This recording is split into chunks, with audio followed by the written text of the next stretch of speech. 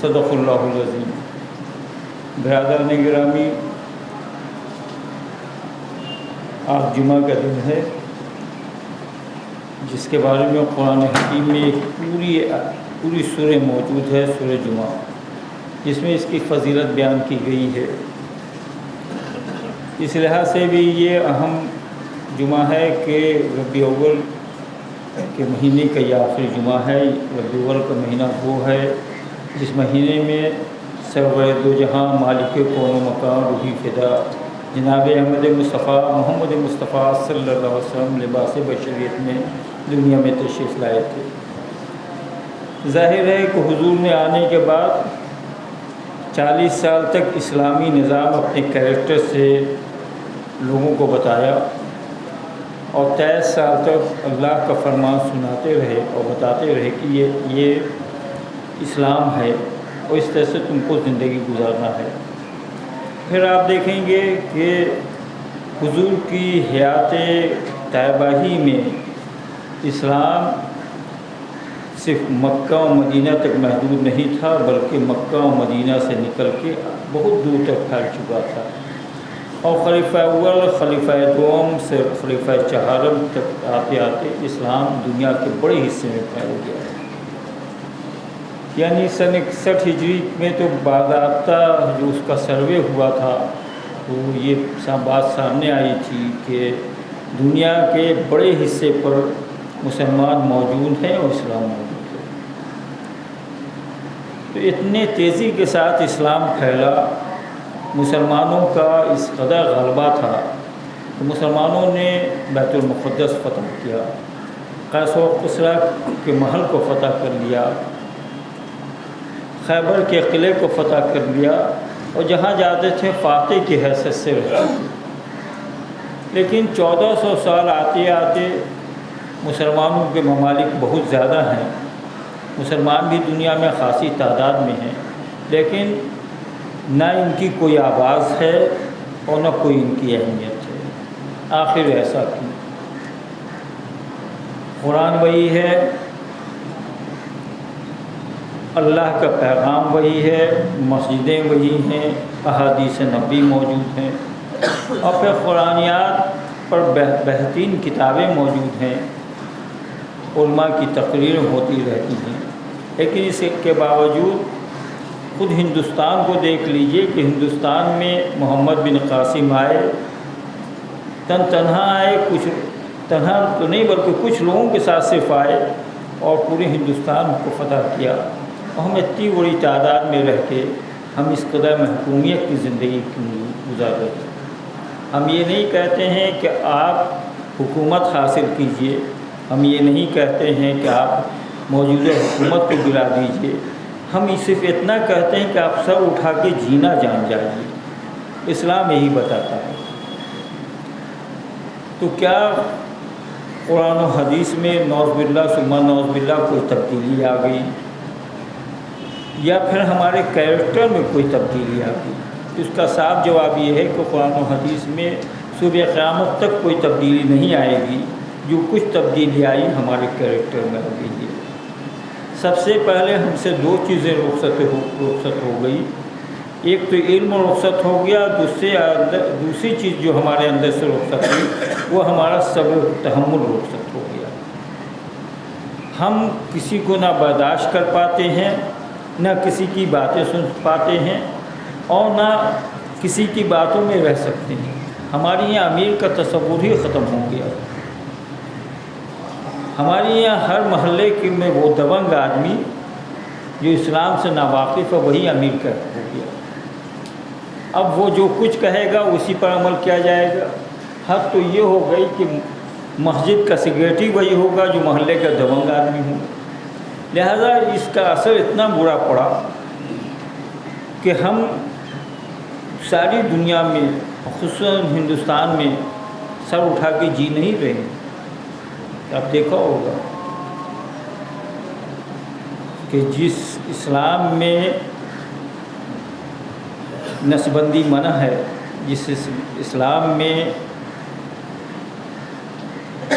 یعنی وہ نسبندی بالکل منع ہے، آج انہی کا نام لے کے کہا جا رہا ہے کہ آبادی پر کنٹرول کرنے کے لیے مسلمانوں پر خصوصی نظر رکھی جائے گی۔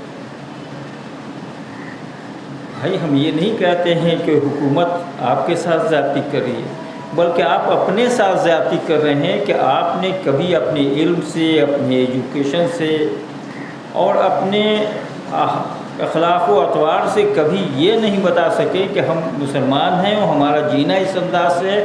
ہم آپ پہ بھاری نہیں ہیں، بلکہ اگر ہماری آبادی بڑھ رہی ہے تو ہم آپ کے لیے فائدہ مند ہیں، ہم آپ کے لیے نقصان دہ نہیں ہیں۔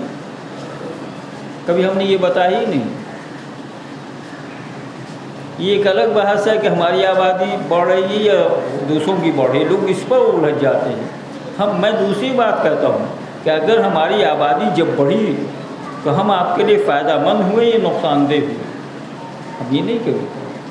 ہم تو آپس میں الجھتے رہ جاتے ہیں، ہم اس پر الجھتے رہ جاتے ہیں کہ کون کیا ہے، کیا بول رہا ہے، کون کس فرقے کا ہے، کس جماعت کا ہے، ہم اسی پر الجھتے رہ جاتے ہیں۔ ہمارے اندر سے صبر و تحمل بالکل نکل گیا ہے۔ آپ وہ زمانہ یاد کیجئے کہ جب رسول کریم صلی اللہ علیہ وسلم کو اوپر سے کوڑا ڈالا جاتا تھا، تو آج کے لوگ رہبر ہوتے تو ان کے ماننے والے نہ جانے کیا کر بیٹھتے، لیکن نہ رسول کریم بگڑ رہے ہیں اور نہ ان کے ماننے والے بگڑ رہے ہیں، نہ رسول کریم راستہ بدل رہے ہیں نہ ان کے ماننے والے راستہ بدل رہے ہیں، بلکہ اوپر سے کوڑا آ رہا ہے، رسول کریم اسی راستے سے گزر رہے ہیں۔ اور آپ جانتے ہی ہیں کہ ایک دن ایسا آیا کہ کوڑا آنا بند ہو گیا۔ حضور نے دریافت کیا کہ آج اوپر سے کوڑا نہیں آیا۔ معلوم ہوا کہ وہ عورت جو کوڑا روز ڈالتی ہے حضور کے جسم اتھر پر، وہ بیمار ہو گئی ہے۔ حضور نے کہا کہ چلو اب اس کی عیادت کر لیں۔ جیسے وہ اوپر حضور چڑھتے ہیں، وہ بڑھیا کہتے ہیں کہ محمد عبداللہ کے بیٹے اب آئے جب میں بیمار پڑ گئی، اس وقت تم آتے بدلہ لینے کے لیے جب میں اچھی تھی تب میں تمہیں بتاتا۔ حضور صلی اللہ علیہ وسلم نے ناراض نہیں ہوئے، بلکہ یہ کہا کہ بڑی بھی میں اس لیے نہیں آیا ہوں کہ تم سے بدلہ لوں، میں بس اس لیے آیا ہوں کہ معلوم ہوا کہ تم بیمار ہو گئی ہو، اسے میں عیادت کے لیے مزاج پرسی کے لیے آیا ہوں۔ یہ سننا تھا کہ بڑھیا چوک پڑی، کہا کہ محمد یہ بات تم کہہ رہے ہو، یہ تمہارا اسلام کہہ رہا ہے۔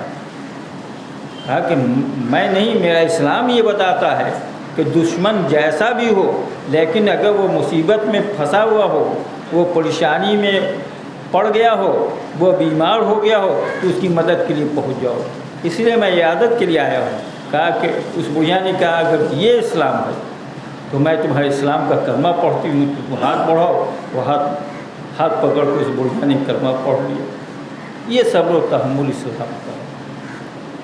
یہ بھی آپ نے واقعہ سنا ہی ہوگا کہ ایک بڑھیا، ظاہر ہے کہ حضور نے جب اسلام پیش کرنا شروع کیا تو مکے میں بالکل کھلبلی مچ گئی، اور لوگ یہ کہتے تھے کہ بھائی کسی طرح اپنے یعنی ان کے باپ دادا کا جو دین تھا وہ کسی طرح اس دین کو بچا کے اپنے سینے میں رکھا جائے۔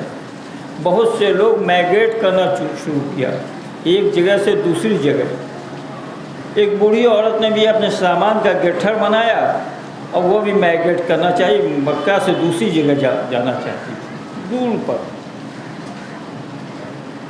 اب بڑھیا سامان لے کے بیٹھی ہوئی تھی تو حضور صلی اللہ علیہ وسلم نے پہنچے اس کے پاس اور کہے بڑی بھی کہاں جانا ہے؟ اس نے مکے سے کچھ دور پہاڑی کو اس پار کہا کہ مجھے جانا ہے۔ انہوں نے سر پر سامان اٹھا لیا، حضور نے سر پر اپنا اس بڑھیا کا سامان اٹھا لیا۔ اب بڑھیا راستے بھر حضور صلی اللہ علیہ وسلم کی برائی بیان کرتی رہی، دیکھو وہ عبداللہ کا بیٹا پیدا ہوا ہے، اس نے جو ہے باپ دادا کے دین میں تبدیلی کی ہے، وہ بتوں کا دشمن ہے، وہ ہمارے معبودوں کو توڑتا ہے، ہمارے معبودوں کے خلاف بولتا ہے۔ اب راستے بھر حضور کی برائی بیان کرتی جا رہی، حضور سر پر گٹھر لیے اس کے چلے جاتے۔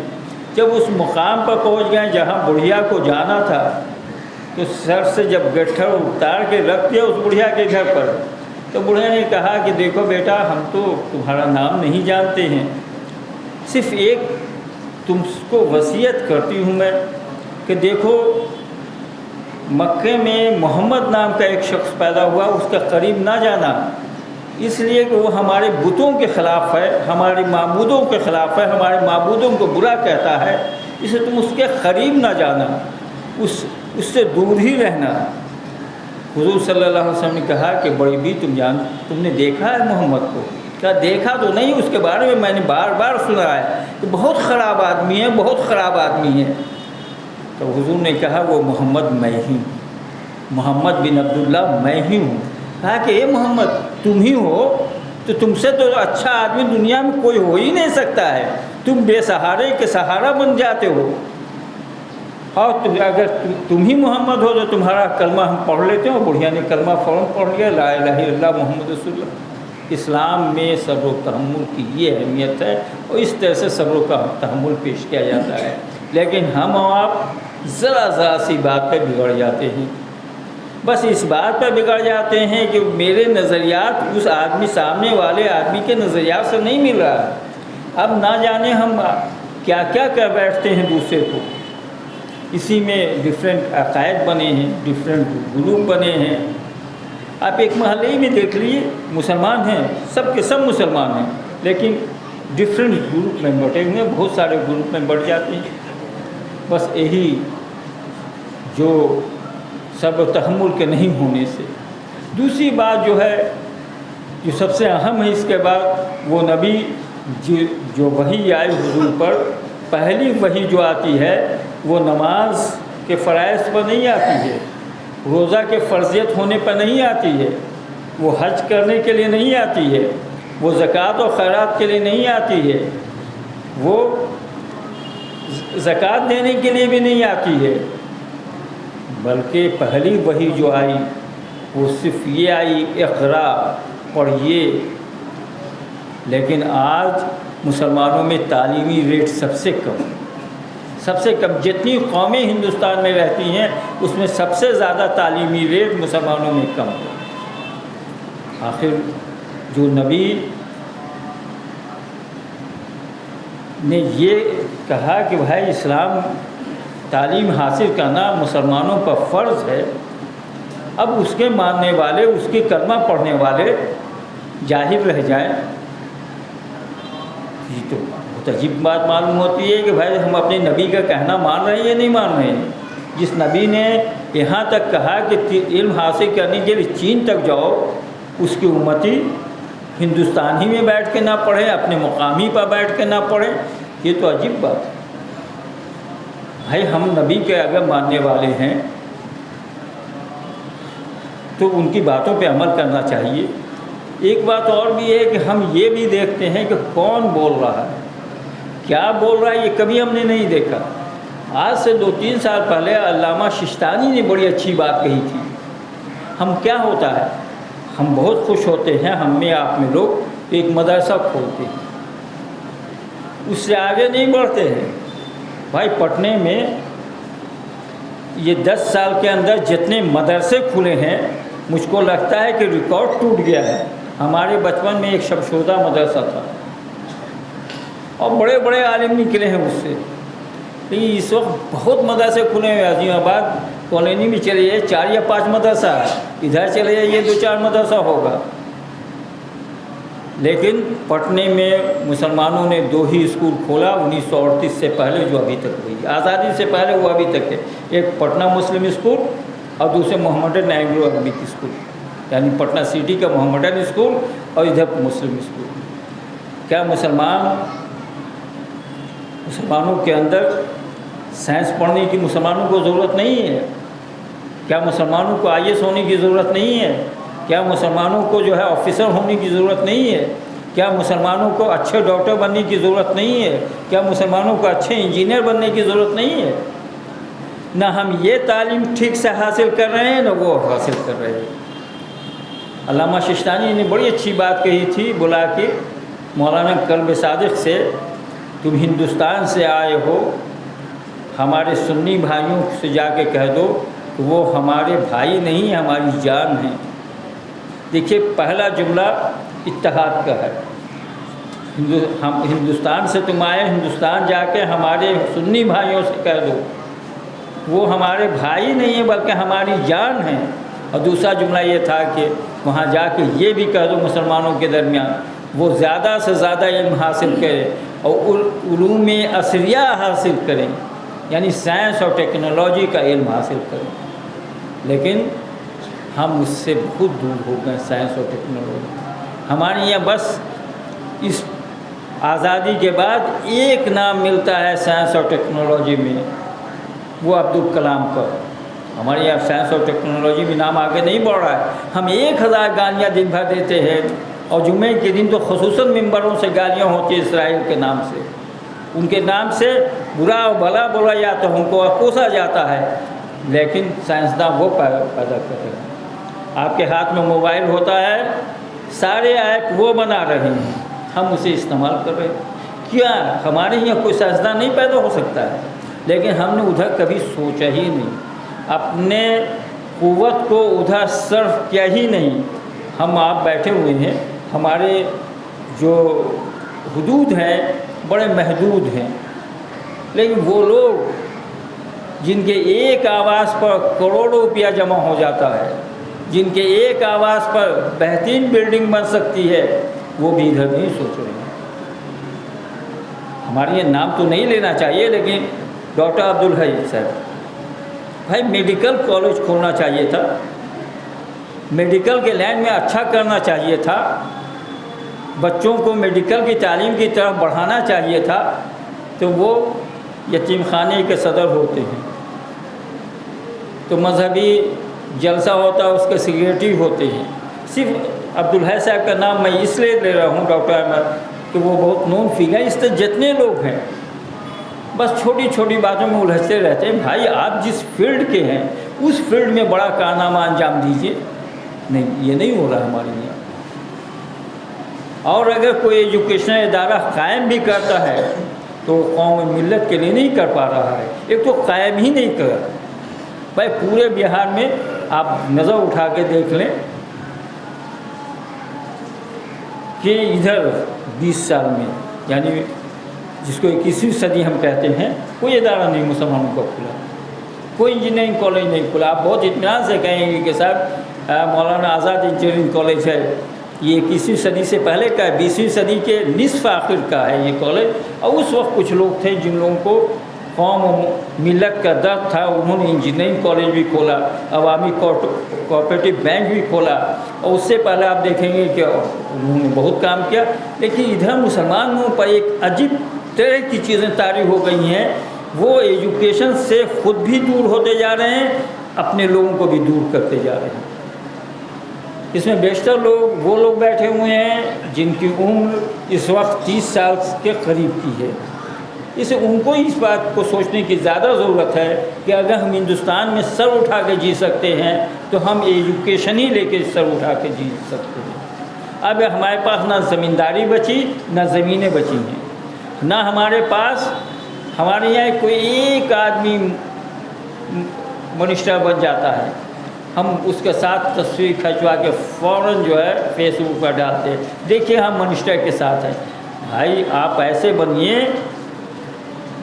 کہ آپ اس پوزیشن میں آ جائیے کہ آپ لوگوں کو منسٹر بنائیے، آپ اس پوزیشن میں آ جائیے۔ آپ پہلے اسی پوزیشن میں تھے۔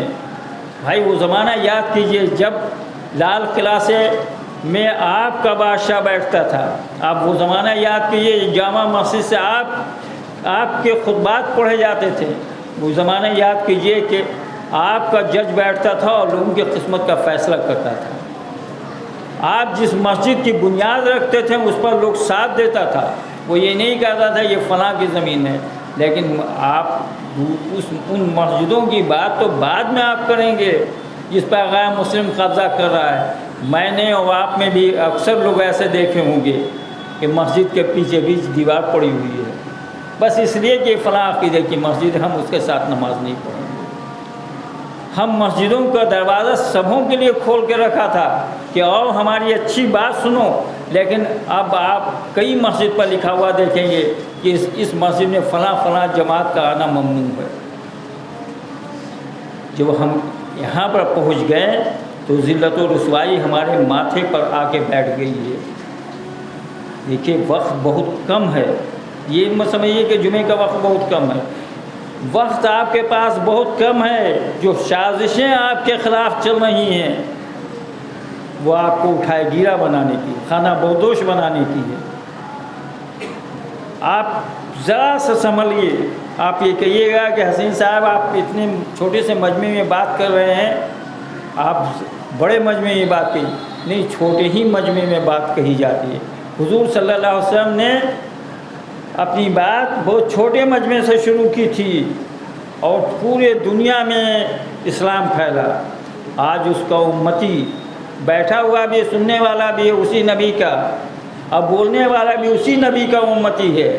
اگر 2 آدمی بھی اس بات پہ عمل کر لے گا تو مسلمانوں کی قسمت کو بدلنے کی کافی ہوگا۔ اس سے کہ اگر 1 آدمی بدل جاتا ہے تو پھر وہ 10 کو بدلتا ہے، اور جب 10 کو بدلتا ہے تو 10 آدمی 100 کو بدل دیتا ہے۔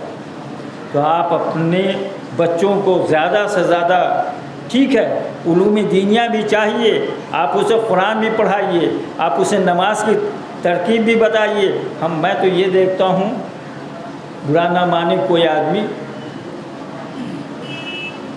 کہ عوام کی بات چھوڑ دیجیے، مسائل کے معاملے میں پرسوں ہی میں نماز پڑھ رہا تھا عشاء کی، ایک عالم دین جن کو بڑا دعویٰ تھا وہ آ کے اکیلے پیچھے میں لگ گئے، اور ہم لوگ سب آدمی یعنی اس وقت قاعدے میں بیٹھے نہیں تھے، امام قرات کر رہا تھا، کھڑے ہوئے تھے، وہ چاہتے تو ایک آدمی کو پیچھے آگے سے لے کے اپنے ساتھ کر لیتے، لیکن انہوں نے نہیں کیا، اکیلے جب نماز پڑھ لی۔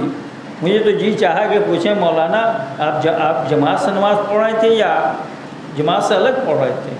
پھر مجھے لگا کہ اب ان سے پوچھنے کے بعد ان سے تو بڑی لمبی بحث کرنی پڑے گی۔ تو ہمارے عالم دین تو بہت سے بہت اچھے ہیں، لیکن زیادہ عالم دین ایسے ہیں جن کو خود اسلام کی معلومات ہے، تو لہٰذا ادھر بھی ہم صحیح نہیں ہو رہے ہیں، اب ادھر بھی ہمارے ہاتھ سے نکل رہا ہے۔